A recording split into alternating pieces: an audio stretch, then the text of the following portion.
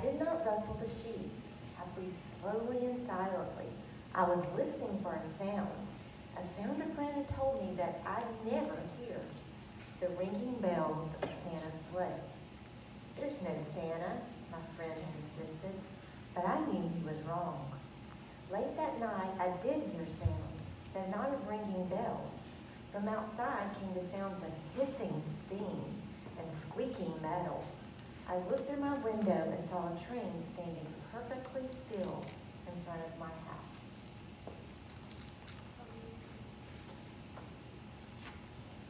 It was wrapped in an apron of steam.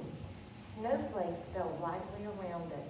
A conductor stood at the open door of one of the cars. He took a large pocket watch from his vest and then looked up at my window. I put on my slippers and my robe. I tiptoed downstairs and out the door. "All aboard," the conductor cried out, and I ran up to him. "Well," he said, "are you coming?" "Where?" I asked. "Why, to the North Pole, of course," was his answer. "This is the Polar Express." I took his outstretched hand, and he pulled me aboard.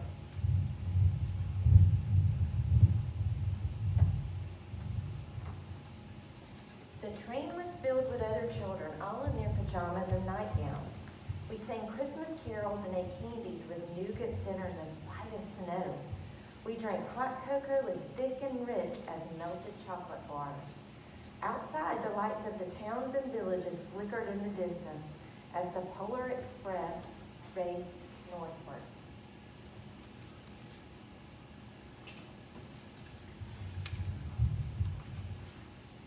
Soon, there were no more lights to be seen. We traveled through cold, dark forests where lean wolves roamed and white-tailed rabbits hid from our train as it thundered through the quiet wilderness.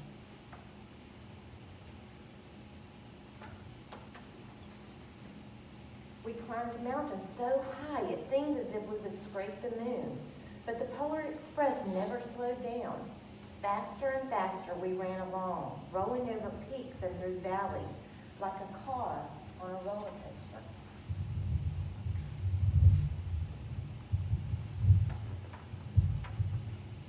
The mountains turned into hills, the hills to snow-covered plains. We crossed a barren desert of ice, the great polar ice cap. Lights appeared in the distance, and they looked like the lights of a strange ocean liner sailing on the frozen sea. "There," said the conductor, "is the North Pole."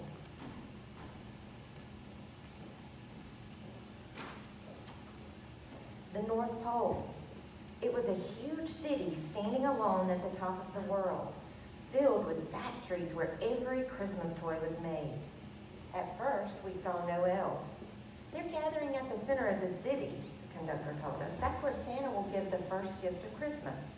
"Who receives the first gift?" we all asked. The conductor answered, "He will choose one of you."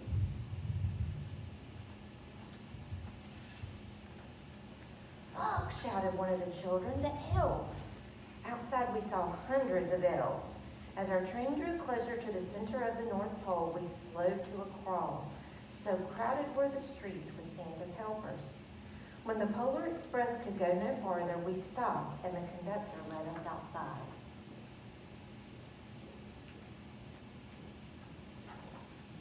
We pressed through the crowd to the edge of a large open circle. In front of us stood Santa's sleigh. The reindeer were excited. They pranced and paced, ringing the silver sleigh bells that hung from their harnesses. It was a magical sound, like nothing I'd ever heard. Across the circle, the elves moved apart and Santa Claus appeared. The elves cheered wildly. He marched over to us and pointing to me, he said, "Let's have this fellow here."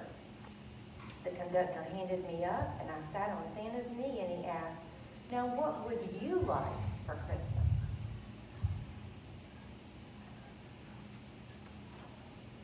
I knew that I could have any gift that I could imagine, but the thing I wanted most for Christmas was not inside Santa's giant bag.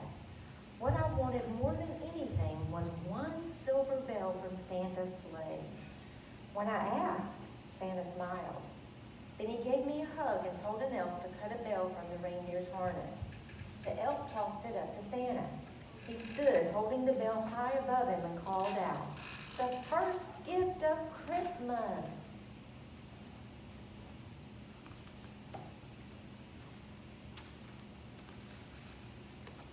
A clock struck midnight as the elves roared their approval. Santa handed the bell to me as I put it in the bathrobe pocket. The conductor helped me down from the sleigh, and Santa shouted out the reindeers' names and cracked his whip. His team charged forward and climbed into the air. Santa circled once above us and then disappeared in the cold, dark polar sky.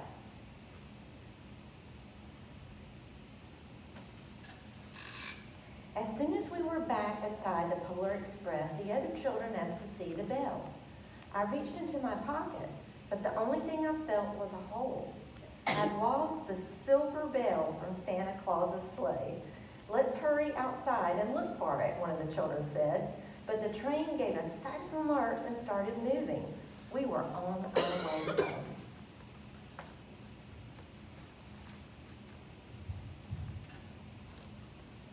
It broke my heart to lose the bell. When the train reached my house, I sadly left the other children. I stood at my doorway and waved goodbye. The conductor said something from the moving train, but I couldn't hear him. "What?" I yelled out. He cupped his hands around his mouth.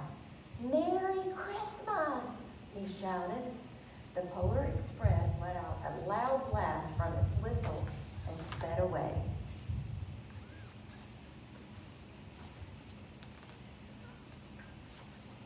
On Christmas morning, my little sister Sarah and I opened our presents. When it looked as if everything had been unwrapped, Sarah found one last small box behind the tree. It had my name on it. Inside was a silver bell, and there was a note that said, "Found this on the seat of my sleigh. Fix that hole in your pocket. Signed, Mr. C." I shook the bell, and it made the most beautiful sound my sister and I had ever heard. But my mother said, "Oh, that's too bad." "Yeah," my father said, "it's broken." When I'd shaken the bell, my parents had not heard a sound.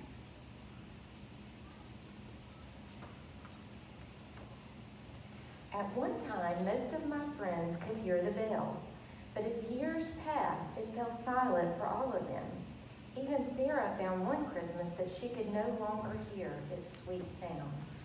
Though I've grown old, the bell still rings for me, as it does for all who truly believe.